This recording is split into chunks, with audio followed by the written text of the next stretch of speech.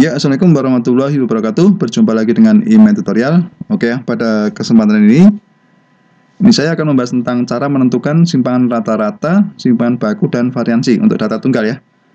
Nah, bagaimana caranya? Nanti kita bahas satu soal, tapi dengan diharapkan Anda bisa menyelesaikan soal ini.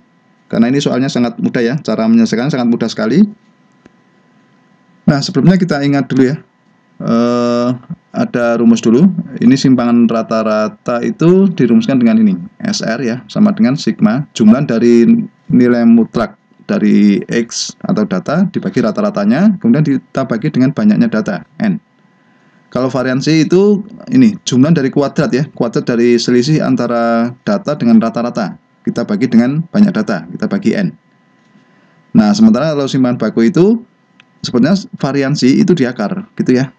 Tadi kita memperoleh variansi, kalau kita akar itu sama dengan simpangan baku. Oke. Nah, sekarang kita terapkan dulu.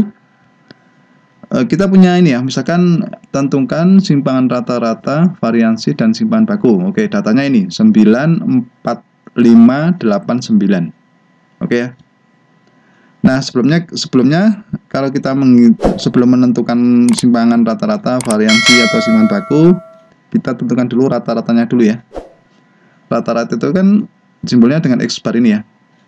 Itu sigma dari data atau jumlah dari data-data ini dibagi dengan N, banyak data. Kalau kita tulis berarti 94589 dibagi 5. Kalau kita hitung itu 35/5, hasilnya adalah 7. Gitu ya. Nah, sekarang kita akan menghitung simpangan rata-rata ya. Tadi rumusnya ini, kalau kita hitung itu seperti ini ya. 9 dikurangi 7 dimutrakkan rata-ratanya 7 ya. Berarti kita kurangkan 7 semua. Berarti data ini kita kurangi 7 semua. Tapi nilainya dimutrakkan ya. Berarti selalu positif ya. Berarti 9 dikurangi 7 dimutrakkan, kemudian 4 dikurangi 7, 5 dikurangi 7, 8 dikurangi 7, 9 dikurangi 7. Ini kita jumlahkan, kita bagi dengan 5. Nah, berarti kan 9 dikurangi 7 kan 2. Kemudian 4 dikurangi 7 kan 3 ya. Hati-hati, di sini bukan min 3, tapi 3. Karena ini ada nilai mutlaknya. Kemudian 5 dikurangi 7 itu 2. 8 dikurangi 7, 1 ya. Kemudian 9 dikurangi 7, 2. Kita bagi dengan 5. Kalau kita jumlahkan itu berapa hasilnya adalah? Oke.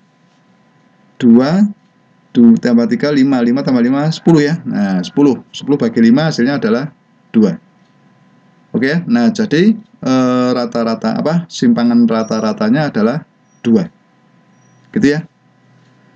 Nah, sekarang kita akan menentukan variansi dulu. Nah, kita akan menentukan variansi, itu rumusnya ini ya. Variansi adalah jumlah dari rata-rata selisih dikurangi rata-rata dikuadratkan, kemudian dibagi dengan banyak data, kita bagi dengan N. Tadi kita punya rata-rata itu 7 ya.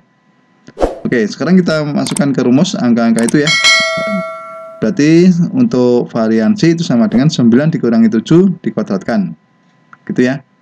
Kemudian 4 dikurangi 7 dikuadratkan, 5 dikurangi 7 dikuadratkan, ditambah 8 dikurangi 7 dikuadratkan, 9 dikurangi 7 dikuadratkan. Kita bagi dengan 5.